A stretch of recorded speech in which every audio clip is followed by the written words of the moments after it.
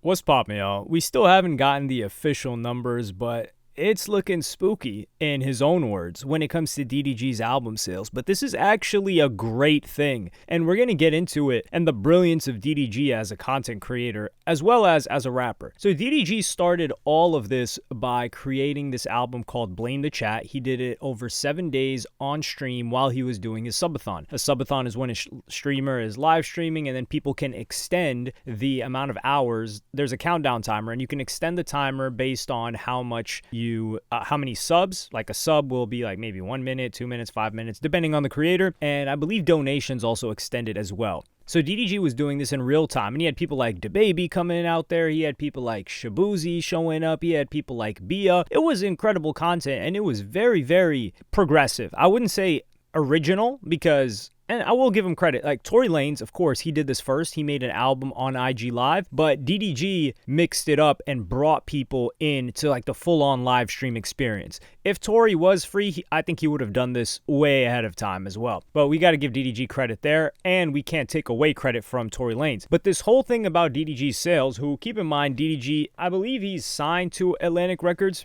At least he was with his last album, and his last album sold, actually no, he's under Epic now. So he's got some sort of maybe distribution deal with Epic Sony. But DDG's last album was Die for Respect, which was nearly 4 years ago, if I recall correctly. That's the last album that I paid attention to. I remember he had this Maybe It's Me album that didn't do too hot. That's the one that I'm Geekin' was on, which went crazy. But that one, I don't know the sales on that one. I really do remember the sales for Die for Respect because that was his official debut. And yeah, he had It's Not Me, It's You in between that too. So he's consistently released like an album every year. He skipped out on 2024. But I think Die for Respect did something like 21K or so. I need to look it up.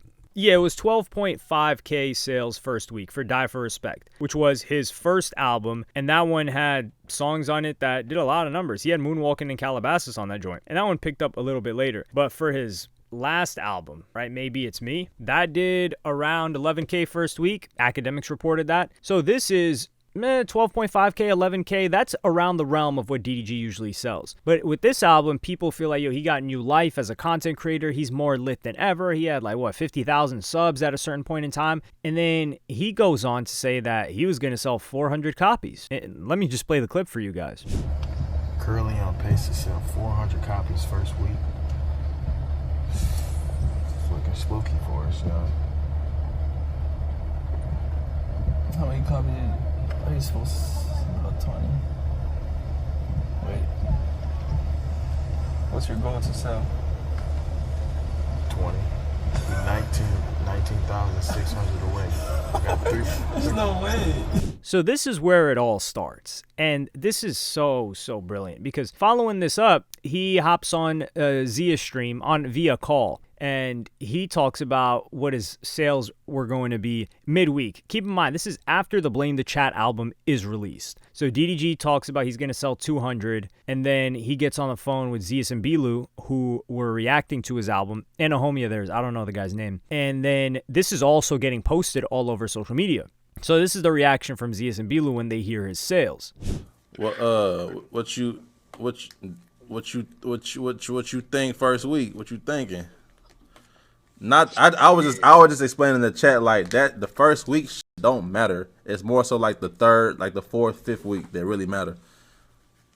Nah, for real. So I think I'm at like 203. Nah, I think I'm on like 300 now today. 300 what? 307. That ain't bad, bro. That's really good. Yeah, I might get to 400 from today. So yeah, maybe when this go, I don't know, maybe you might get like 5 more. Yeah, be sure. I think it's gonna be good. I think it's just about the growth. Yeah, that's really all that matters. Yeah, bro. For sure. Over time. But I appreciate y'all reacting to that bitch, bro. Nah, hell yeah, love, bro. You just had to call you, let you know. Chat was saying call you. So you've got that, they're kind of clowning him. And then he's preparing for the quote-unquote flop in his Twitter community. So he posts the following. I know the numbers. With minimal playlisting and producers interrupting the rollout, I think we did great. Be prepared for 24 to 48 hours of people who can't sell 10 records first week to have an opinion. Phase 2 is to lock in on one single and market via TikTok and Instagram. I think speed the one. Let's keep it going. And then keep in mind, a bunch of people saying in the replies, these are DDG's like fans and supporters. They're saying F the numbers, the album tough. We don't care about the numbers, bro. The album is fire. And yeah, you don't need to post it. We're proud of you. So people are really supporting this, that enjoy the project. And some people will say, well, is that really DDG's, or is that really an opinion, or are they just DDG fanboys? And we're going to get into that in a little bit. But academics reacted to these numbers. And the tweets that DDG put out with how much he sold is the following. He said, you might as well tell us, big bro, and that's a fan of DDG's. And he says, 1230 first week sales. Let's focus on week 2. And then he says, selling 502 albums first week, not bad. It's all about the growth. And I think he's talking about 502 albums sold on iTunes, because he was encouraging people to buy the album on iTunes, especially if they were already donating. He's like, yo, y'all that have the money, just support it. And, I'm trying to get on the Billboard 200 or the top 50. It's either top 50 or top 200. With singles, it's the Hot 100. Which is the 100 most poppin' singles or most streamed, airplay, everything added in together, bought as well. But the 200 is the albums list. So if he's in the 200 albums list, he's probably selling a minimum of anywhere from 7 to 10K, usually. Now, I will tell you that, let me play the academics clip first, and then we'll get into it. Is that true? There's no way DDG sold 1,200 copies. And he said 502 albums. I'm guessing that's purchases, and then the rest came in streams. Nah, I don't think that's true. I'm gonna pull his numbers tomorrow or Tuesday. I'll pull the numbers tomorrow or Tuesday. I know he's not in the top 50. He's not in the top 50.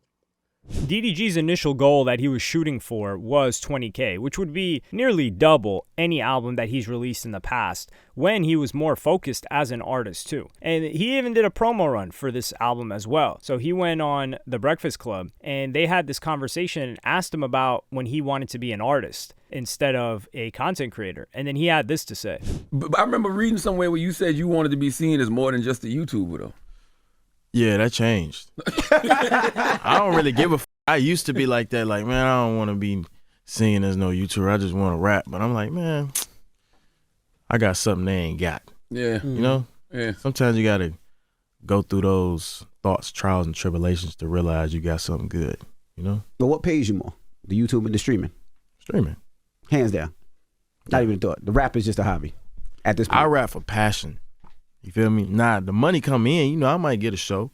I might do a show overseas or something like that, make a good little money I care about. Or I might, do a show here, show there, club hosting here, and then it add up and it's cool. But like, I don't have to rap. I just choose to because I like doing it.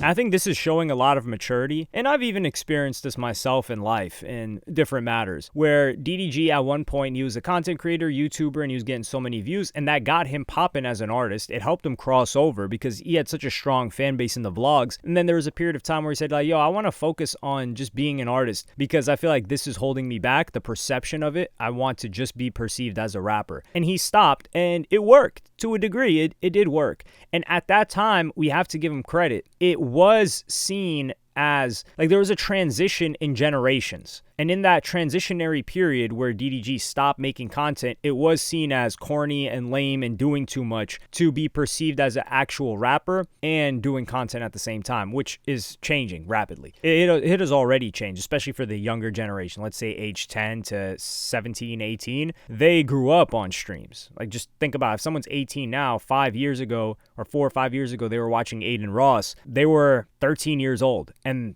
we're thinking like 5 years, if you're an adult, if you're 25, 20 to 25, 5 years is not that crazy, but 13 to 18 is gigantic. Kids are going through a whole metamorphosis at that stage. So now he admits like, yeah, this content creation thing is actually good. This is an asset for me. It works for me. I'm great at it. And why would I hold myself back from it? Which somebody being able to admit that, yeah, they just had to they had to leave it a little bit to understand how valuable it was is a beautiful thing. It's difficult to admit that because when you're a public figure on the internet, people just want you to hold the same opinion the entire time and never change it. But he goes on to talk about how much he makes from streaming. What's the most you made a month? I mean, you got to pay taxes, of course, but what's the most you made in a single month, streaming or doing that?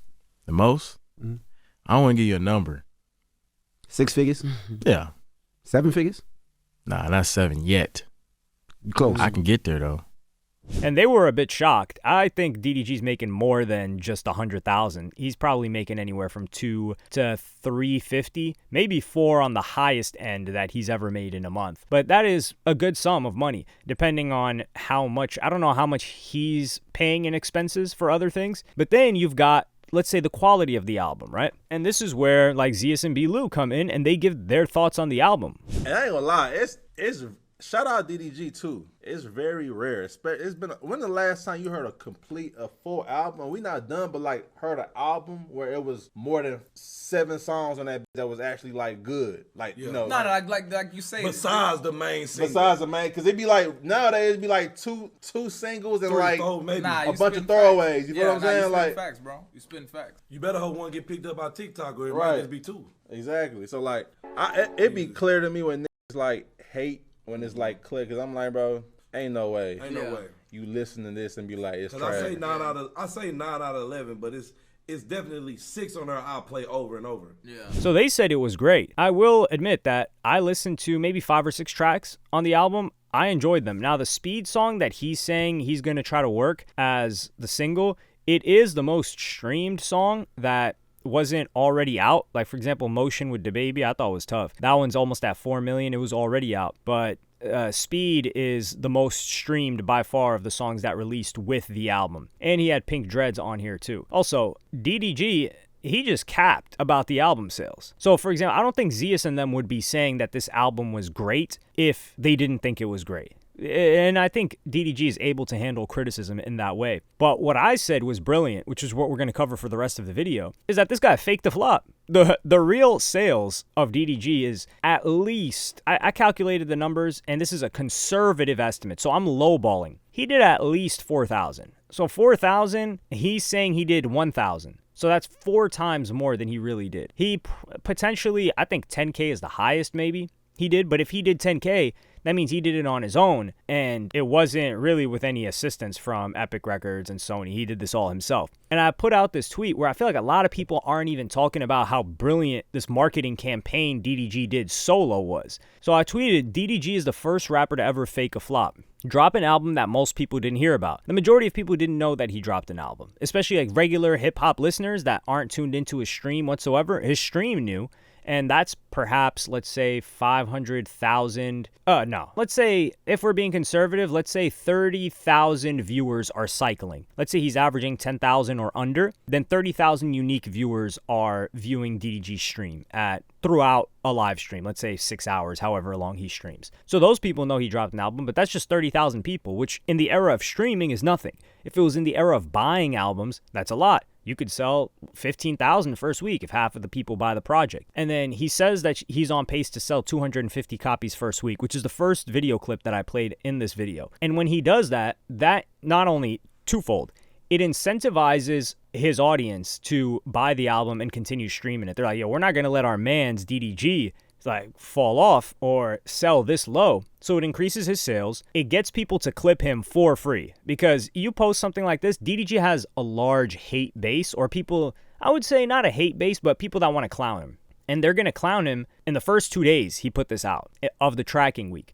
They're going to clown him because they're like, yo, look at this guy. He's about to sell 200 copies first week. So that's free promotion that he's getting. So now people are like, wait, he dropped an album? People that aren't DDG haters. Like, for example, me. I knew that DDG was going to drop an album, but I didn't know when it dropped until this clip came out. And this clip came out during the tracking week. So I decided to listen to a couple of songs off the album. Now, there are a segment of the population that are just DDG haters. They're not going to listen to DDG. No matter what type of promotion DDG gets, they're not going to check it out. They hate DDG. They hate his music. You, if you're one of those people, you don't fall into this. But there are a segment of the people that are just neutral. Like for me, for instance, I don't really care for DDG. I'm not against DDG, but I'm like, oh, okay, this guy dropped an album. I'll check it out, especially if the headline is like, this guy sold 200 copies. So that's a lot of eyes seeing that. Let's say like 1 million. It's more than 1 million. Like just the impressions on some of these tweets on these bigger pages was a couple of million. So now people are spreading that for free marketing. So social media accounts pick it up and spread it everywhere throughout the week. And he's given constant updates. He's like, yo, guys, it's looking spooky, 400 first week, this and that. And then there's this other clip too, which was a couple of days later with Zeus.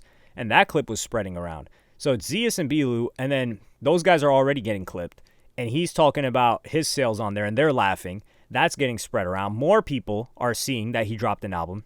So now millions more people know DDG dropped an album, and a percentage of them will check it out. Who knows? What's the percentage? 1%? 5%? I think anything higher than that is overshooting very, very much. But let's say 10 million people. At a minimum of 10 million people saw these clips. So 1% of 10 million, what is that? I would say that is 100,000. So 100,000 people that didn't listen to DDG's album prior, conservatively, are going to check out at least one of the songs on there. That's a lot of people discovering his music. And now if they enjoy it, they're going to keep listening. And the amount of impressions that this guy's gotten, over 10 million, for sure, people, unique people seeing it. That's multiple six figures in promotion. And he got it all for free. And then I said he's one of the most brilliant minds in content. And people don't give him credit for this. And he's the first person I've ever seen do this. And to be able to do this, you have to genuinely, as an artist and a rapper, not be tied in by emotion to the outcome of the numbers. Now, if you're solely a rapper, then the outcome of the numbers matter a lot because that's the perception that you have, and a lot of them stake their ego on it. But DDG, like he just said in that interview with The Breakfast Club, he said, yo, I've got my own thing, right? Like content, streaming, I'm doing all this stuff. I do music for fun. And specifically, he says, I do this stuff for fun. It really doesn't make me that much money. It's enjoyable to me. I'll get a bag out of it here and there, but I do this out of the love. So if he does it out of the love, he's not attaching his numbers on the album sales as something that's such a big deal to him. Whereas when Bruce was clowning him for the amount of subs that he had on Twitch and the amount of viewers that he had, that bothered him because when he surpassed Bruce Drop Him Off, he went in on him. And he's like, yo, we got to pass this guy now because streaming is the new identity where DDG feels like, yo, this is what I'm doing right now, streaming and content. The views that I get on this matter to me. I want to get more pop in on here. So that he cares about that for sure, not as much as the rapping, which puts him in this position where he's able to make a move like this. I think most are not willing to make a move like this, especially if they're rappers, and you can't really do it if you're a rapper. But it worked. And now more people are going to check out. Like, for instance, I'm talking about this right now because of DDG's plan to fake a flop. And, you know, I'm not that big, but let's say anywhere from 10,000 to 50,000 people see this. There will be a percentage, maybe a couple hundred, that are like, yo, DDG dropped an album, or damn, like, you think the album is okay? Zeus and Bilu think the album is great? All right, let me mess around and check it out. And if that person likes that album, they're going to listen to it, and then maybe they'll go to DDG streams after that. Because this is the thing where Academics was talking about, and some other people are saying, man, you've got 50,000 subs and you can't even sell 10,000 or 20,000. I don't think that's how it works. I think it works backwards. So streams, like what I said, DDG's average view counts is the following. We got the numbers right here. So for the streams on May 7th, May 8th, May 9th, his peak viewers were 7,850, 7,700, 7,600, and the average viewers were 6,000, anywhere between 6,000 and 7,000. That's not that crazy of a number. So someone that's averaging that much is different from a Kai that's averaging, let's say, like close to 100,000. That would be way different. Now, DDG's peak viewers was 65,000 in this past month, and that's completely different. So streams, let's say all 6,000 people bought his album that are average viewers. Now, average viewers is not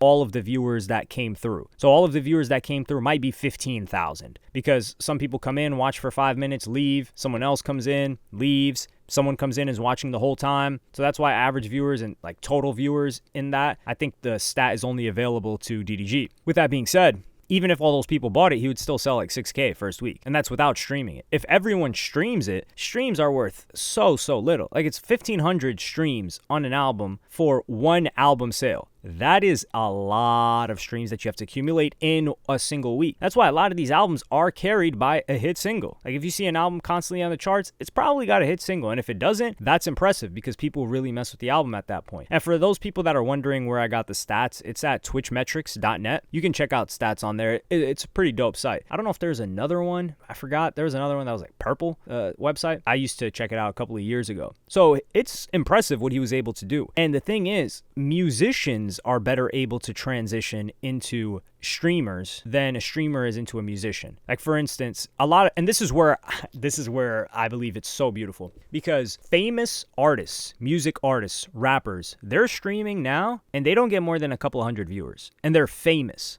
So with DDG, I'm willing to say that like he's a hybrid. So people that discover DDG's music and they like the album, they're like, yo, I want to see what this guy's doing in regular life. So let me check out his stream, because he's very known as a streamer and they're probably seeing clips from his stream all the time. So they'll convert. However, with a lot of rappers, people don't even know that they're dropping or that they're streaming. Like Yachty was averaging a couple hundred viewers. Tyga's a star musically, right? His music does crazy numbers, especially in the past. When he streams, he's not getting crazy view counts like DDG or Akai or anybody that's a mainstay streamer. So these are different audiences. And I will say that it's more, I think I might have to walk it back a little bit, giving the context that I gave. Stream audience is likely to support whatever you do, especially if it's good. They're going to support the first swing at it, even if it sucks. The stream audience, not the content viewer audience. Like if you're a YouTuber or something, it's a different type of connection than the streamer. The streamer is somewhat of a parasocial relationship, especially an IRL streamer. So they'll support the first swing if it's not good. But if it's good, in this case of DDG, they're heavily going to support it. And that's what they've been doing this entire time. And because DDG came into the streaming game being known as a rapper already, he's not changing up the content. Like if he was a gamer and now he's only focusing on rap, then his audience might not be too happy with it, because they're like, yo, like we followed you for years to play games and your personality, and now you're giving us a different product. So when people think that audiences just transition, it's not what it once was. Content was like that 2015, 2016, I would say. I think that was the end of it. Like some people, they're on TikTok. They only want to watch the person on TikTok. They only want to watch clips. They never want to watch a podcast, ever. Even if they like you, they're like, I'll catch the clip. Whereas some people are podcast viewers and they're like, man, I'm not going to watch a live stream. I'll just catch the podcast when I'm in the car or something like that. That's their own viewing habit. So I think people are giving DDG too much of a rough time and they're overestimating how valuable stream viewers are in album sales. Like, I think if he sells anywhere over 7K, I think that's solid for the stream audience that he has. Like, see some other streamer try to drop an album and sell anywhere near that. It's not going to happen. But let me know what you guys think in the comments. I don't want to drag this on too long. I could be talking about this thing for at least an hour and all the intricacies inside it. Like and subscribe and hit the notification bell if you enjoyed. And yeah, I'm going to see y'all in the next one. Follow me on Twitter and Instagram. Go to helloyassine.com. Thank you for watching. Peace.